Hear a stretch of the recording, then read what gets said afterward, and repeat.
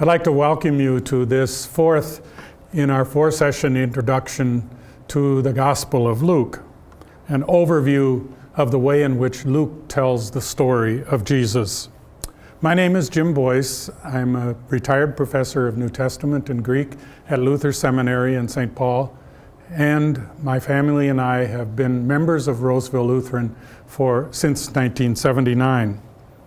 We've been following this story of Luke in a fitting way since the many passages from the Gospel of Luke have been part of our worship experience through the season of Advent and the season of Epiphany, and now as we journey through the period of Lent on our way to celebrate and mark the Passion of Jesus and His resurrection on Easter Sunday.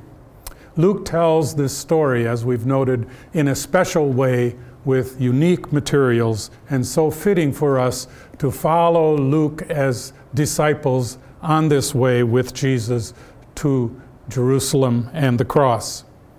I invite you, as you follow these sessions, to download and print out the handout that accompanies the sessions, and also to join with us in a Zoom discussion that takes place after each of the sessions. For this fourth session, then, the Zoom discussion will be on Sunday evening, 7 to 8 p.m. On Sunday, March 14th. As we turn to follow the story of Jesus, we mark especially in this session, in the story of the Passion and Resurrection of Jesus, the theme of the necessity of God's promises, which are especially marked by Luke as he tells the story. To talk about Luke's way of telling the story invites us to take a step back and review some matters that we've looked at in each of our sessions along the way. Matthew, Mark, and Luke all tell the story of Jesus, but they don't tell it in the same way. Most people assume that Mark is the earliest of the Gospels, about 660 verses. Matthew and Luke come along later, almost a generation later, and write their Gospels and seem to have had Mark in front of them as they write their Gospels. The clue to this is that essentially everything in Mark's Gospel is included both in Matthew and in Luke, but each of them are almost twice as long. Luke, for example, rather than 660 some verses, has about 1,150 verses, so almost twice as long as the Gospel of Mark. Also, when we compare these Gospels, we see that Matthew and Luke seem to share a resource that no longer available to us, but must have been available to them, which included a host of sayings of Jesus, which occur not at all in Mark's Gospel, but which occur in both Matthew and Luke. Although each of them tends to make changes or alterations in those sayings at certain points, so it doesn't seem that they are copying one another, but have an available source to them. And then Matthew and Luke each have special material or unique material that belongs to their particular way of telling the story of Jesus. In this examination, we have paid especially attention not to those materials that Luke shares in common with Mark, because Luke pretty much just follows Mark's outline of the story, but to those materials which belong especially to Luke. As we noted in the preface to Luke, Luke tells us something about his telling of the story. He speaks about trying to tell the story in an orderly way, tells us that other people have told the story, but he doesn't seem to particularly like their story or wants to add to that story. And he tells us that he was not an eyewitness. So he is picking up the story and telling it from those materials that have been handed on to him by those who were eyewitnesses. And after examining things carefully, he's going to write an orderly account for this Theophilus as we've noted, whoever this Theophilus is, since we know nothing else than his name as we find it here in Luke's Gospel and at the beginning of the book of Acts. Luke says, I'm writing it so that you may know the truth concerning the things that you have been taught. We might wonder about what that truth is, but the only clues we can get are by our own careful reading of the Gospel of Luke itself. As we have read this Gospel and looked at some of these details, we have noted that there are particular words that Luke seems to be attuned to, words like righteousness and salvation and the today of salvation, and now particularly in this section, the story of Jesus' passion and death and resurrection. Luke will emphasize that this is not an accident. Jesus' journey to the cross and to his death and resurrection is part of the way in which God works through Jesus to bring about the reality of God's promises for all peoples, for all the people of the nations. And Luke constantly reminds us that one of the ways in which this happens is through these themes of at every stage of the journey of the story, the presence and power of God's Spirit, and the call, as we will see at the very end of the story, to the disciples who are sent out to witness and mission to tell the story of the resurrection of this risen Messiah, that God has brought about this raising of Jesus from the dead in order that the promises of God might be present for all peoples, a story which he will emphasize especially as he moves on to the second book of his major work, namely the book we know as the book of Acts, in which we see this new community of discipleship transformed and shaped in the telling of the story of Jesus. We see this in part the way in which Luke has told this story by looking at a kind of a rough outline of this story that we have followed in these sessions as we've journeyed with Luke. We've already seen then his statement of purpose.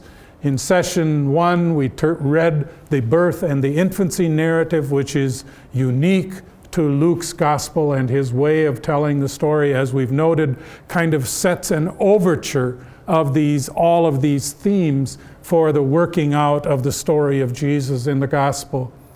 Then the story of Jesus' ministry in Galilee that consumes chapters 4 through 9 in the gospel.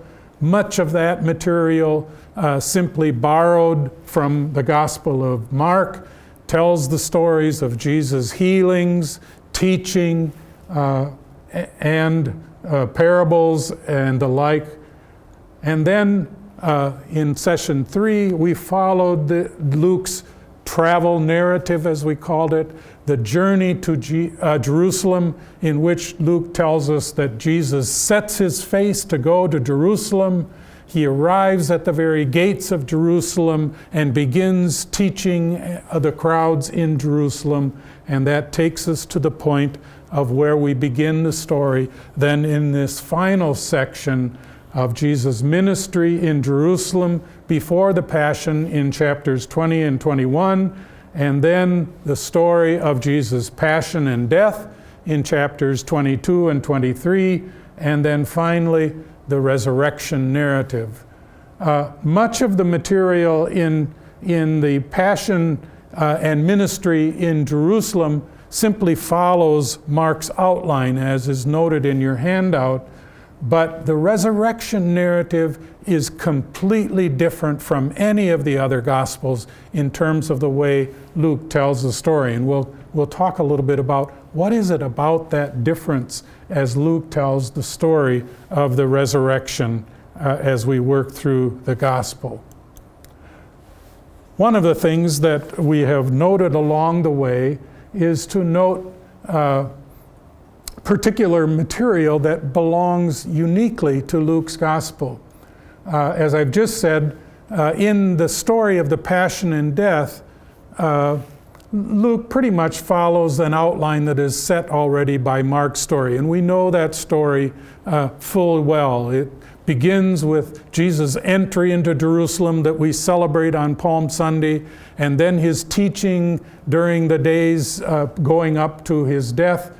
Finally, he prepares and meets with his disciples in the upper room, celebrates the Last Supper with his disciples, then goes out to the Garden of Gethsemane, prays there in the garden, and then finally is arrested, put on trial before the chief priest and Pilate, and finally carried out to the hill of Golgotha, crucified on the cross with thieves surrounding him, and then dies there.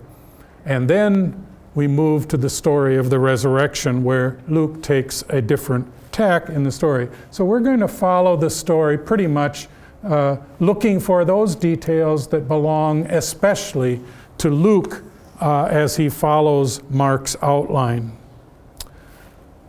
So we pick up with a few snippets of Jesus' teaching in Jerusalem before his passion.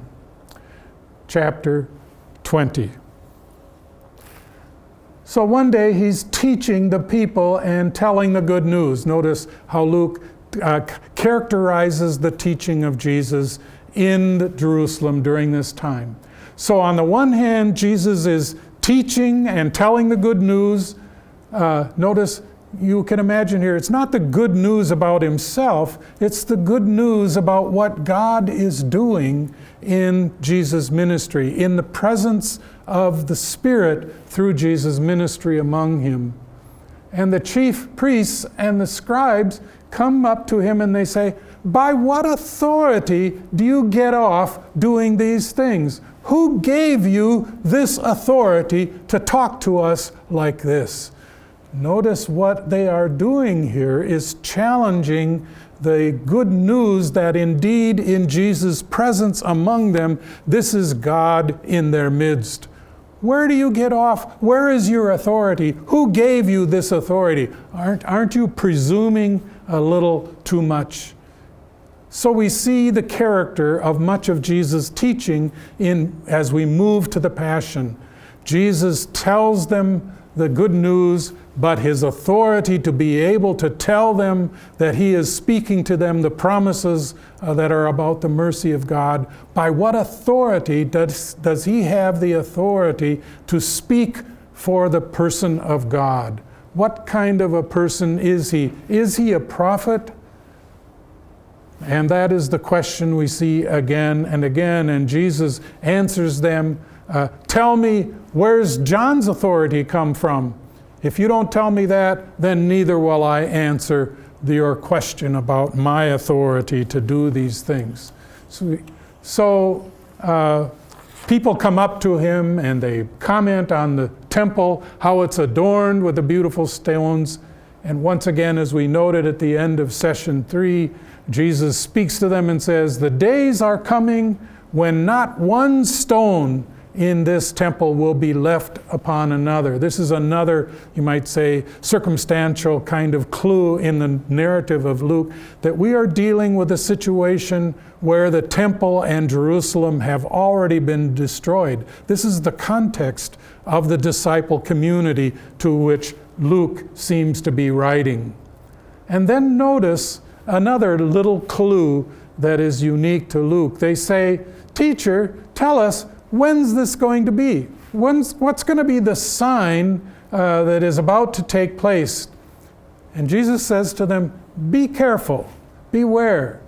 Don't be led astray when people come to you teaching, because some of them are going to be wrong-headed teachers." Perhaps Luke is speaking to a community that is beset by people who keep telling them this and that. Jesus says to them, what they're going to say to you, one, they're going to say, "I am he. I am the Messiah. I am the one you're looking for." You might say, we are imagining a community toward the end of the first century where there are various kinds of wandering teachers who are going around claiming that they are the Messiah. And Jesus says, don't go after them. They're going to tell you, I am He, and it's not true. But there's a second part of their teaching that is wrong-headed. They're also going to say, the time is here. Jesus is returning. The Messiah is coming right now. And Jesus says, don't listen to them. The time is not here. Imagine Luke's community who are waiting for the Messiah to come. Jesus says, don't be imagining that it's going to happen tomorrow. We imagine a community that is now getting used to waiting some time for the Messiah to return. And Jesus says, beware. There are going to be people who say, this is the time. Now go out on the hill and wait for Jesus to come. Jesus says, that's a false teaching. That's only in Luke's gospel. We are reading a community that is being cautioned about imagining that the story of the coming of the Messiah at the last days is already present. That's in some senses a little bit different than Paul's letters that are already a generation earlier. The Apostle Paul had much in his writings that imagined that it's almost here. It's almost time. Jesus is coming tomorrow. You get that impression in some of Paul's letters. By the time we get to Luke, Luke is saying, be cautious. Don't imagine. It's not quite here. So he goes on to say in this chapter, so be on guard so that your hearts are not weighed down with dissipation. This is Luke's community. He's saying, don't be worried about when the Messiah is coming. Don't let your hearts be weighed down by dissipation and drunkenness and the worries of life. This is a community that is so fraught to be led astray or to be have their attention taken away from what it means to live responsible lives of loving God and caring for the neighbor, as we saw earlier in the gospel. So don't let that day catch you being, kind of unexpected like a trap. It's going to come, but don't be not ready when that day comes. Be alert, praying. Notice, be like Jesus. Be involved in prayer. Pray that you may have the strength. This is you might say, the caution for Luke's community. You need to have strength to hang in there, to be a disciple, to be ready for that day to come. And so Jesus is teaching like this every day in the temple, and then at night he goes out to the Mount of Olives, and then he comes up again early in the morning to teach. This is the last week of Jesus' journey before the Passion. And what are the people doing around him?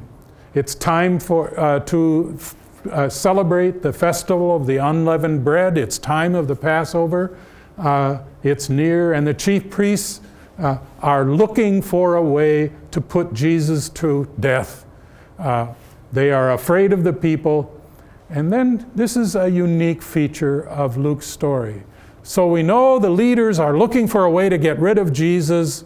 And we know what happens in Jesus' story. Judas betrays Jesus to the leaders. Matthew tells us that Jesus went to the rulers and said, how much will you pay me if I betray him to you? 30 pieces of silver. That's Matthew's story. Mark doesn't tell us anything about why Judas betrays Jesus. But Luke has this rather interesting feature. Then Satan entered into Judas, who was called Iscariot. So Luke says, it was Satan who made him do it. This is the presence and power of the enemy of the Messiah, who puts it into the heart of Judas to betray Jesus. So he goes and confers with the chief priests and confers with them how he can betray them. And so they were greatly agreed, and they agreed to give him money. So he consented and began to look for an opportunity to betray him to them when there was no one from the crowd present. So Luke has a particular way in which he talks about these events that are coming, in which Jesus goes to his passion. Jesus says, Jesus' death is ultimately the response of the power of Satan that is working against the good news of God that is there in the news of the Messiah. So as we know, Jesus then sends his disciples, prepares for the Passover meal, and then gathers with his disciples. We read that in Mark, and so we read it also in Luke's Gospel. But while he's meeting with his disciples around the table, Jesus says this in Luke's Gospel, "But see, the one who betrays me is sitting here right at the table. For the Son of Man is going as it has been determined." And this is the key note in Luke's Gospel. Jesus says, this is not an accident. That I am going to be handed over is not a fresh news to you. Earlier in his ministry, he had told his disciples, "Look, we're going up to Jerusalem. I'm going to be handed over to the chief priests and the scribes, and they will kill me, and then on the third day I will rise again." So this shouldn't come as strange news to you, he says to the disciples. And it's not something that is an accident. This is part of the way in which God's story of salvation is working. The Son of Man is going in the way it has been determined. This is God's promise working out for you.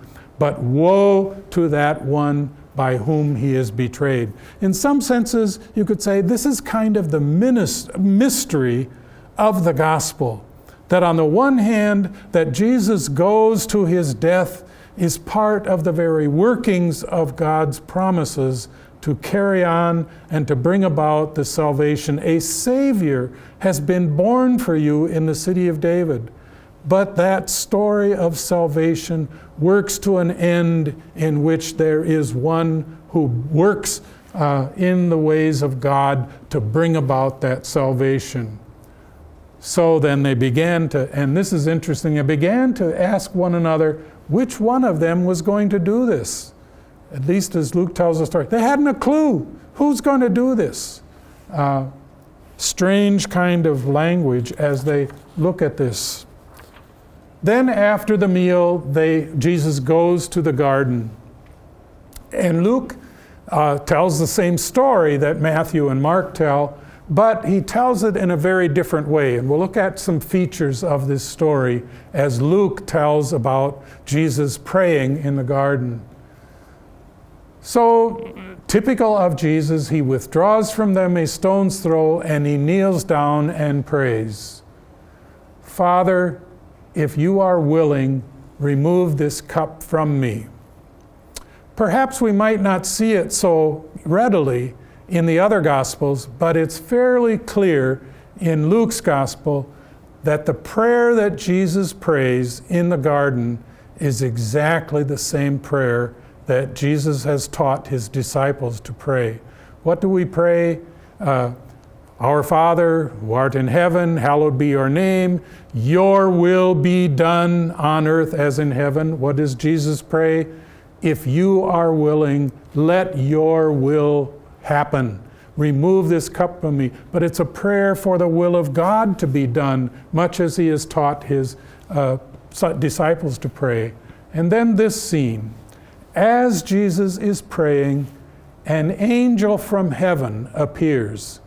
This is the presence of God that comes to strengthen Jesus while he is praying this prayer. This is unique to Luke's Gospel. An angel from heaven appears to him and gives him strength, and in his anguish he prayed more earnestly, and his sweat became like great drops of blood falling to the ground. You may be familiar with that. This is only in Luke's Gospel. There's an interesting kind of detail of Christian history. There are a number of early manuscripts who omit these verses.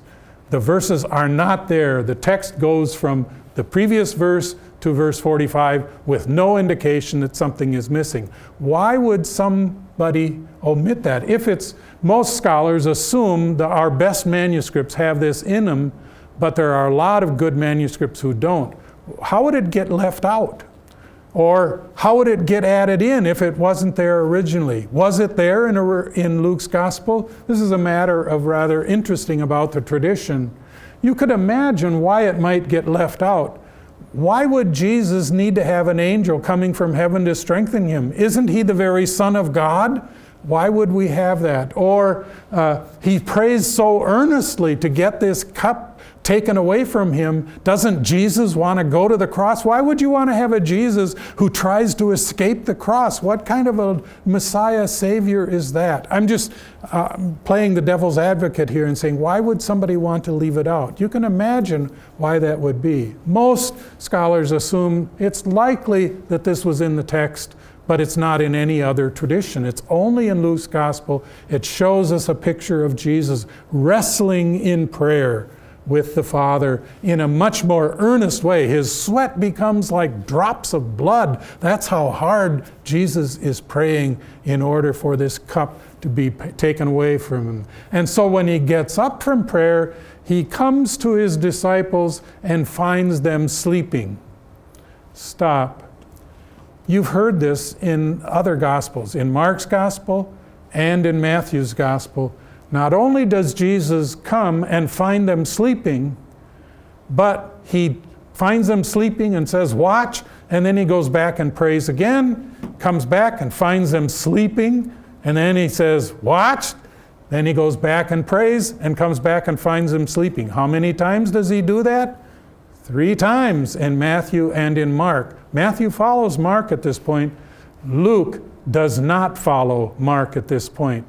He comes and finds them sleeping, and that's the only mention. It happens once only. And then this little unique addition. He finds them sleeping because of grief. This is so human in character. When you are really sorrowful, when you are really saddened about something, it is helpful, and sometimes you are so sad that you just are worn out with grief. That's the way Luke talks about disciples. They are so grieved by what is happening in Jesus that they can't keep their eyes awake and they go to sleep. That's what I mean by saying disciple features. Luke portrays the disciples as they are there in the garden, not as some kind of sluggerheads who can't keep themselves awake to pray with Jesus. They are simply ones who pray right along with Jesus and are so worn out by their grief that they cannot keep their eyes open. And he said to them, "Why are you sleeping? Get up and pray that you may not come into a time of trial." Have you heard that language? It's the last line in the Lord's Prayer that we read in chapter 11 in session 3. So basically Jesus says, pray like I taught you to pray. Pray that you may not be put in a time of trial or testing. Pray that you not be led astray. Be my disciples who are ones who stay in prayer. The final clue here is that in Matthew and Mark, we are told that at this point, when Judas comes to betray Jesus, all of his disciples flee and run away from Jesus.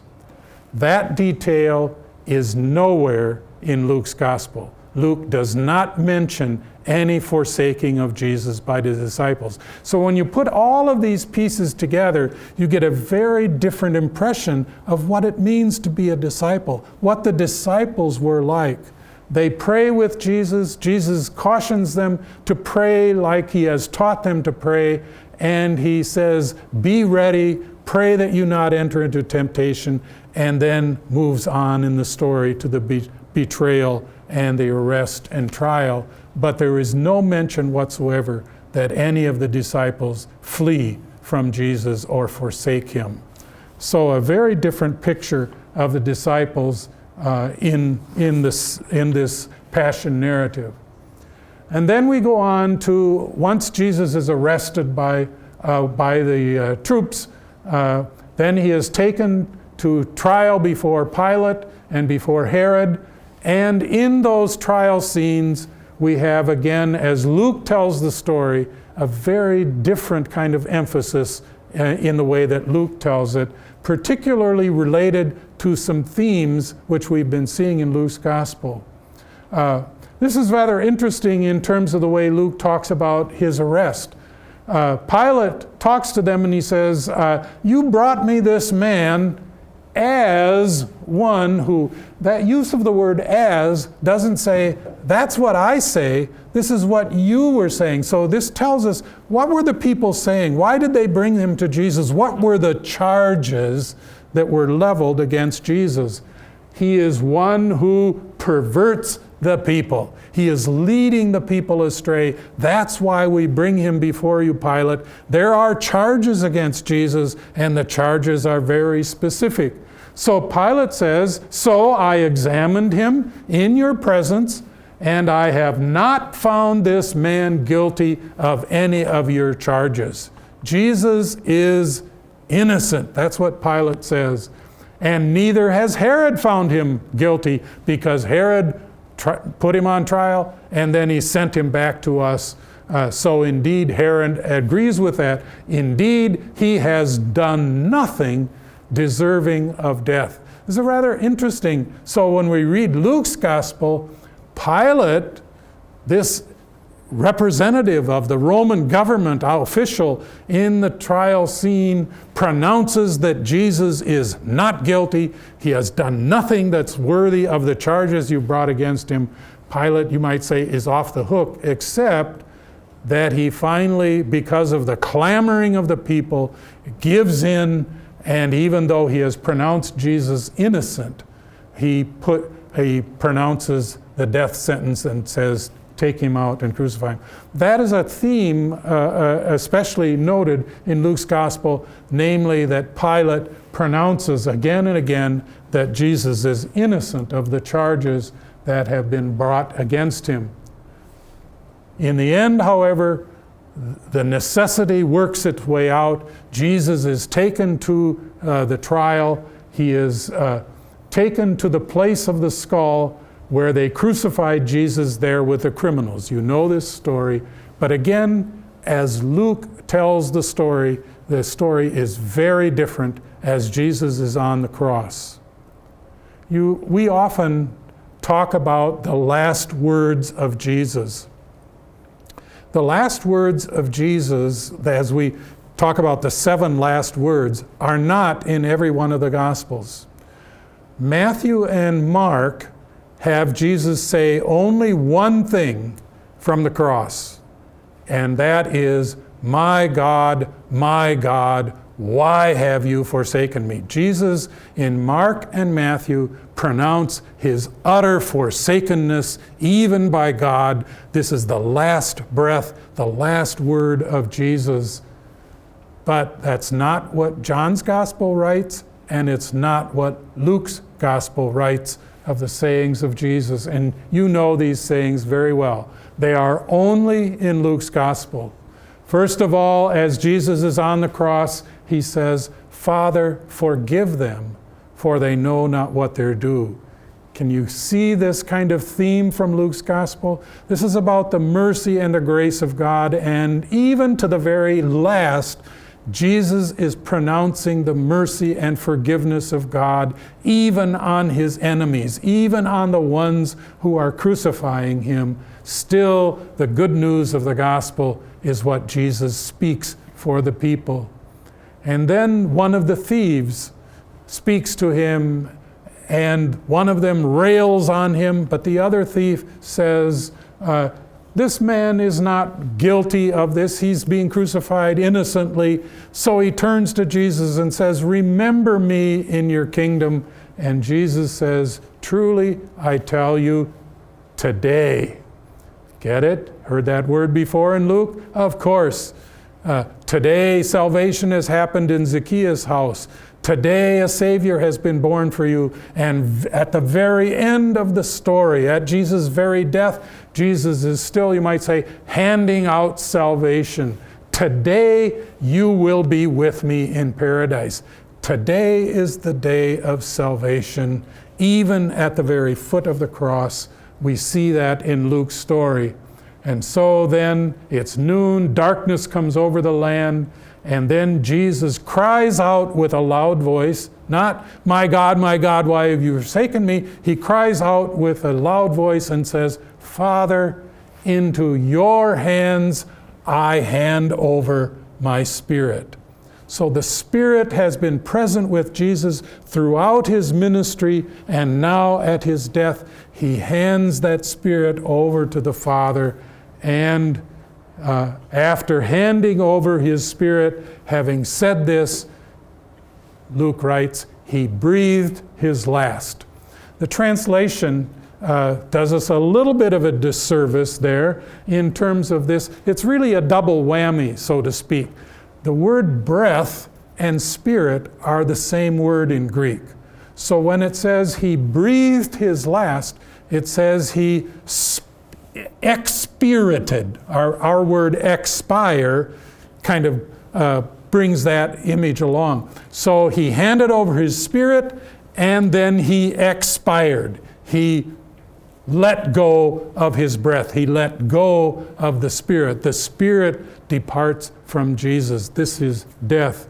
So we see that kind of double entendre in Luke's writing, but it is somewhat disguised in the particular translation.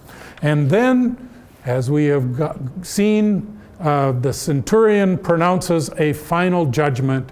When the centurion saw that he died like this, he praised God. The centurion becomes a worshiper who glorifies God. Only Luke writes that. He gives God praise and says, certainly this man was innocent. That's the NRSV translation, as I've noted in your text in front of you. Literally what Luke writes here is, this man was righteous. Why is that important?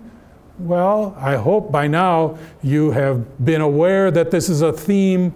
Pilate has now pronounced Jesus righteous, innocent, not worthy of death, and the centurion, the Roman official, is at the foot of the cross, praises God, and says, this man was righteous. So in some senses, the word righteous or innocent has bracketed the whole story of Luke. In the first chapter, we heard that Zechariah and Elizabeth were righteous. We've seen the tax collector who is pronounced justified, righteous, when he goes down from the temple, trusting in God's mercy. And now we see Jesus trusting in the mercy of God, and he is also God's righteous one. This is the one in whom God's salvation and God's mercy is exercised. Then, at the last of the story, the women are there at the cross and they are at the tomb.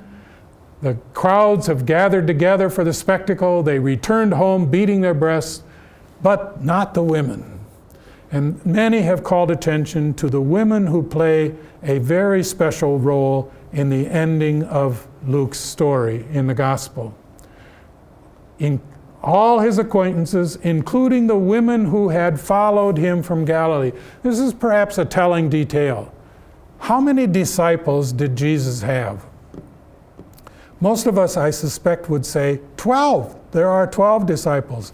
Here's a clue that says, no, there are many more than 12. There are the 12, but there are all kinds of followers, and among them are a host of women who followed Jesus all the way. I mean, you think of the journey of discipleship that we talked about in session 3, that journey on the way to Jerusalem. It wasn't just the 12. These are women who had followed him all the way from Galilee to Jerusalem, who remain standing there at the cross, who are watching these things that take place. They are the ones who watch, the watching women. So the women who had come with him from Galilee followed, and they saw the tomb and how his body was laid. So the women are the only ones in the story who actually followed Jesus to the very resting place where his body is laid. They saw the tomb, and they saw how his body was laid, and then they returned and prepared spices and ointments. They aren't going to quit. Already we are told the women will still be engaged. They will be the ones who carry out the burial rites for this Jesus. And here I would call attention to a unique kind of Lucan connection. You remember we've said that there are no chapter divisions or verse divisions in the early text. The text just goes from sentence to sentence. So chapter and verse divisions are later additions. And here, I would argue, not everyone probably would see it the same way, but Luke tells the story in a very different way than Mark does. If you read Mark's gospel, at the end of chapter 15, when Jesus is put in the tomb, Mark writes, "And the women saw where he was laid," period. The verb that's translated in Mark as "was laid" is a verb in Greek that means done, finished, nothing more. So Mark says, end of story. This is the end. They saw where he was put there, and that's the end of chapter 15. That's not the way Luke tells the story. There is a word in Greek that is used that's something, the best way I can illustrate it is saying, if I were talking to you and said, on the one hand, I'm going to go to the store, if I stopped at that point, you would expect me to say what? On the other hand, I'm not going to do this. That the rhetoric of that on the one hand expects you to say on the other hand. There is a word in Greek that comes at the beginning of this last sentence in chapter 23 that is a signal like that in Greek. It's not really translatable, but it's there in the Greek. It says, on the one hand, where's the on the other hand? Right here. So when the people put the chapter divisions in, they weren't sensitive to the literary instructions of Mark that this is just two halves of the same sentence. What does that tell you? Well, my argument would be something like this. On the Sabbath, they rested according to the commandment. What does that say? Jesus is dead, but the followers of Jesus are still keeping the commandments according to the way they have been instructed. This is not the end of life. This is not the end of God's story. They keep celebrating and marking the commandments. They behave according to the scriptures. God's story will go on. I think there's something of that in Luke's telling of the story. And when you put that together with on the one hand, they keep celebrating according to the Sabbath. They follow the rules of the Sabbath. They're going to keep going to the temple, etc. But on the other hand, on the first day of the week, at early dawn, they come to the tomb bringing the spices they had prepared. So it's kind of like Luke says, this is just the story going on. Jesus' death is not the end of God's story. God's story goes on like it should. So they come and they find the stone rolled away from the tomb. Yes, yeah, sure. That's what you would expect. They went in and they did not find the body. Ha-ha! Just as we would have expected. That's the way Luke kind of tells the story to say, resurrection, this should not be a surprise. I mean, Jesus told us in his ministry, the Son of Man is going to be arrested, he's going to be put to death, and what? On the third day he will arise again. We will see that in the story now as it continues, that this is not a misreading of the way in which Luke tells the story. So the women are the first witnesses, and what we hear is the witness of the women and the disciple unbelief. I particularly think that in some senses, as we follow this story of the resurrection then in chapter 24, Luke's story is not so much a story about the resurrection, We expected that. Jesus told us he was going to rise. The problem for this is about discipleship. And what is the problem? The disciples can't believe it. They can't believe that Jesus truly was raised from the dead. And as Luke tells the story, we keep coming against that, and we see it immediately in the story of the women. So while they're perplexed about this, suddenly two men show up. The women were terrified. They bowed their faces to the ground. But the men said to them, "What are you doing looking for the living among the dead?" I would argue that somewhat of this is missed by the way in which this is translated. The actual Greek here doesn't say, "Why are you looking for the living among the dead?" That sounds like you're saying, "Why are you looking for living people among, in a cemetery?" That's not what it says.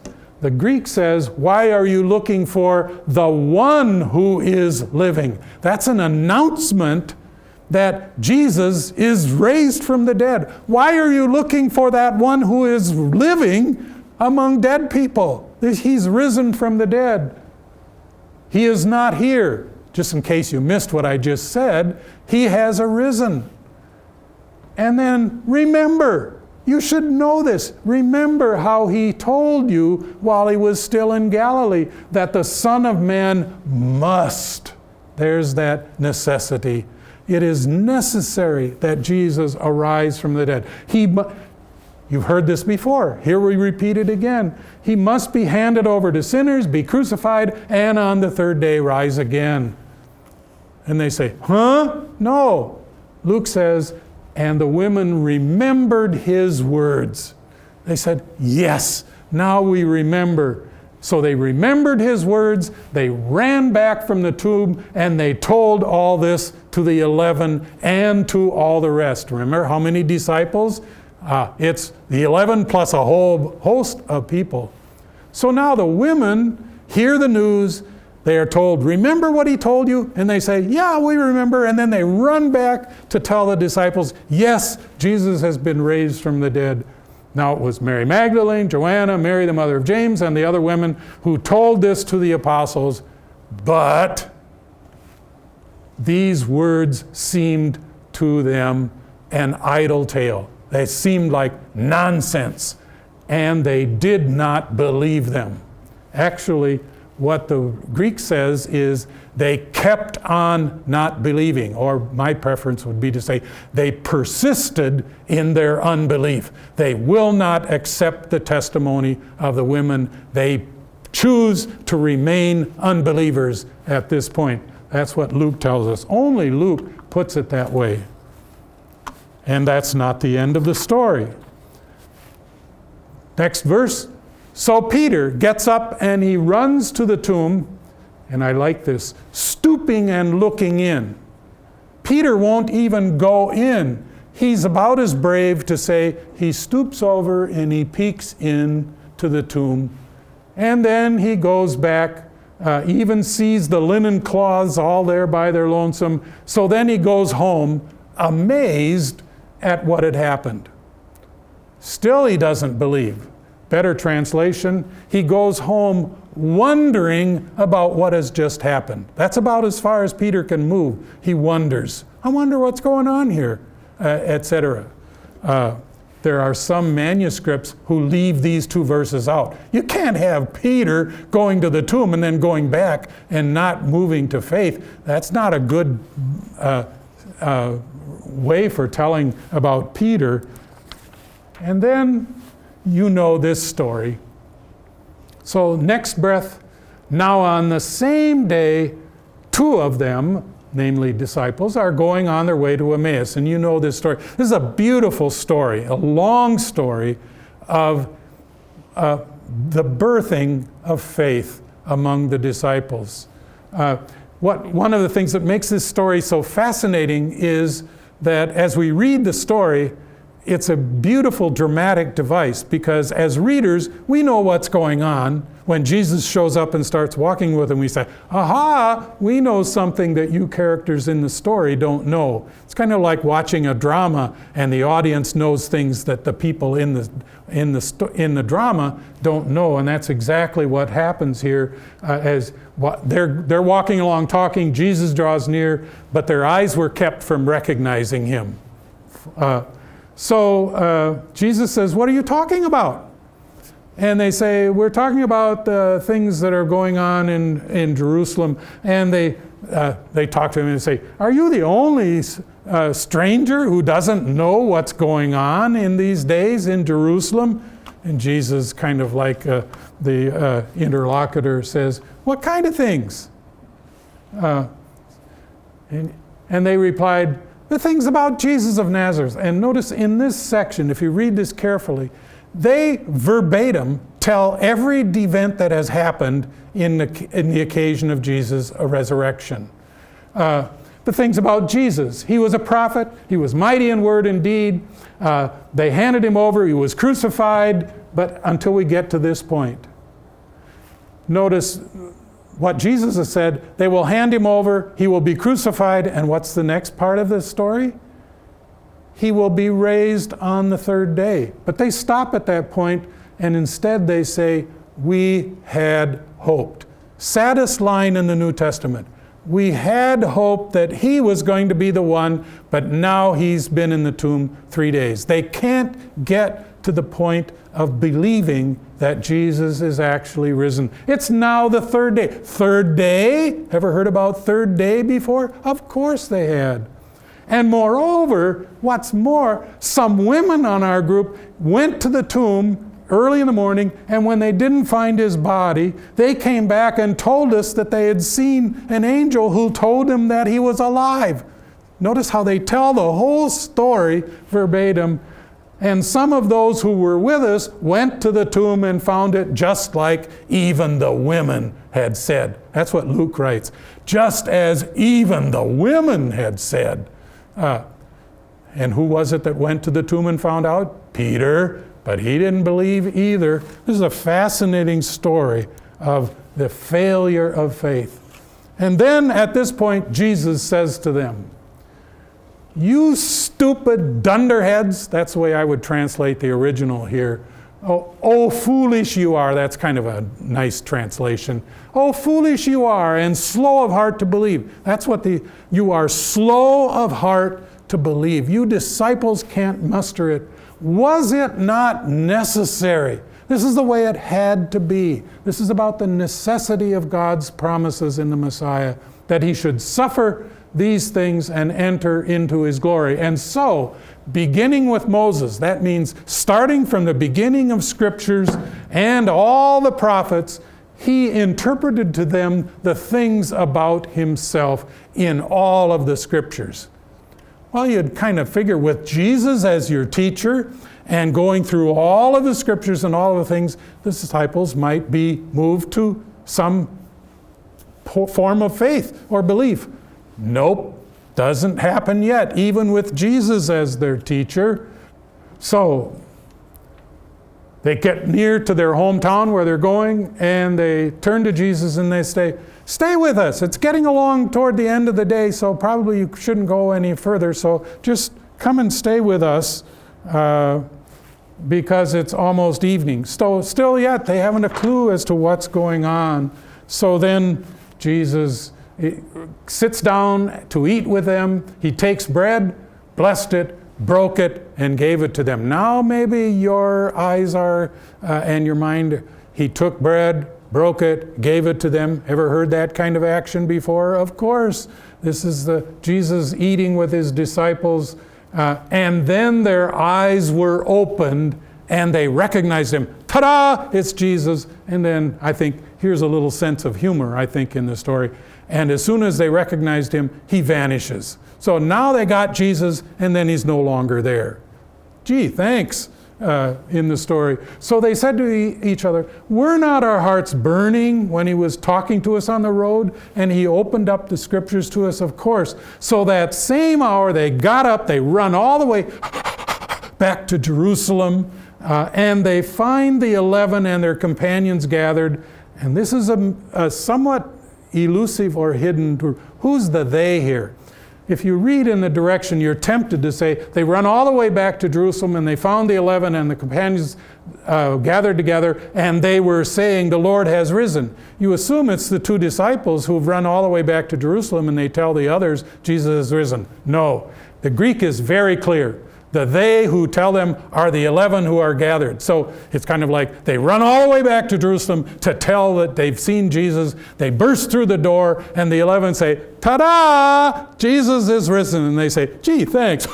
We ran all the way back here and then you are the ones already know the story. So, and then they told what had happened to them on the road and how it had been made known to them in the breaking of bread. But this again is a somewhat mistranslation. It's they, the 2 disciples, and it doesn't say they told, which sounds to us like they told the story. No, it says they started to tell their own story, but once again, Luke does a little surprise for us. While they were still talking about this, so as soon as they started telling the story, before they can even get the story told, Jesus shows up. And they say, thanks, we never get to tell a story. Okay, this is Luke playing with us. The excitement and the way in which the story of faith is constantly unfolding.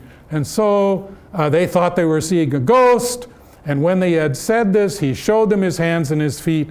And while in their joy, they were disbelieving and still wondering. We've heard this throughout the story. Disbelief and wondering, Peter, he says, do you have anything to eat? And he gives them something to eat. I want to say just a little bit about that, a glimpse of Luke's narrative skill. While in their joy, they were disbelieving and still wondering. That's not the way Luke actually writes the words in this sentence. What he writes literally is, while still disbelieving from joy and wondering. I tend to think that that is a little paradigm, a little model of the life of faith for Luke's Christian community. That is to say, it looks like this. I could have drawn a circle, but basically it says you've got disbelief on one side and you've got wonder on the other side, and in the center is joy that completely transforms that disbelief and wonder. This, I think, is for Luke the model of the Christian life. It is to live in this world with things around us inspiring our disbelief and mistrust and our wondering, not being able to figure it out, but in the center we live infused by the joy of the risen Jesus who transforms our reality. I think that's not an accident that Luke writes this way and puts joy at the center of disbelief and wonder as it materializes for the Christian community. So then Jesus turns to his disciples and he commissions them with his words. And here we are at the summary of the gospel. Last words in the resurrection story. These are my words while I was still with me. Everything written about me in the law of Moses, the prophets, and the Psalms, that's basically all of the scriptures, has to be fulfilled. This is the necessity of God's fulfillment. So then he opened their minds to understand the scriptures and said, that's the way it's been written. The Messiah has to suffer, and he will rise from the dead, and that repentance and forgiveness is to be preached in his name. That's the call of discipleship, and it is to be proclaimed to all nations. And you are the ones who are witnesses of these things. I'm sending on you what my Father has promised. That's the promise of the Spirit. And then I like this last little instruction of Jesus. So now you are my witnesses. You're going to tell the story, but just wait here until you are clothed with power. Don't be getting ahead of the thing. You need to wait for the power of my Father to actually descend on you. This is about God's work, not your work. God will empower you to be the witnesses. One little wrinkle again, I've talked a bit about texts, etc. Here you read that repentance and forgiveness be proclaimed. It makes it sound like repentance and forgiveness, these are two things that are proclaimed. There is a major text difference in most of our best manuscripts of the New Testament. I don't know why the translators of the NRSV chose to read the worst manuscripts over the best, but what is read in those manuscripts is the word for, not the word and, which would make it read that repentance for the forgiveness of sins be proclaimed in my name. That's a major, I would say, theological difference here, and it's a matter of the difference in the manuscripts. If you can perhaps see that in the notes in your Bible if you have some manuscript notes, etc. But a number of rather interesting variants in the text of Luke. I'm going to pass over this very quickly. This is just a reminder of these words and themes that we have been reading, and as they have come together in this story of the birthing, I would put it, of the birthing of faith in the disciples and of their commissioning and their sending in light of the particular themes of salvation and righteousness and the today of the gospel and the necessity of the working out of God's promises in Luke. And then a couple last verses where in Luke's gospel Jesus goes out to Bethany, and as the disciples are watching, he's carried up into heaven. Luke is the only one of the gospel writers who describes an ascension of Jesus, and here we see it at the end of Luke's gospel. The one problematic period is that when we turn to the book of Acts, in the opening verses of Acts, we are told that Jesus hangs around for 40 days with his disciples, and then while they're standing there looking up, he's carried up into heaven. So why does Luke tell the story twice, at the end of the gospel and at the beginning of Acts? That's at least a question, but we have no answer. Luke doesn't tell us why he tells us about an ascension twice. Well, I thank you for following along with us in this story of Luke, and I invite you, if you want to follow further, I've whet your appetite with a few things along the way that you might want to explore further. You can perhaps find that in looking at the Enter the Bible resource written by Matt Skinner, or in Mark Allen Powell's Fortress Introduction to the Gospels. But I hope at least one thing, I've encouraged you to read the Gospel of Luke for your own selves. I've particularly called attention to those things which are unique or special emphases of Luke's Gospel over against Mark or Matthew, but you can pick up those other pieces as you read the story and watch for the details that belong to the particular way Luke wants to tell the story of Jesus for his own disciple community and for his own narrative context of discipleship. Thank you for your attention.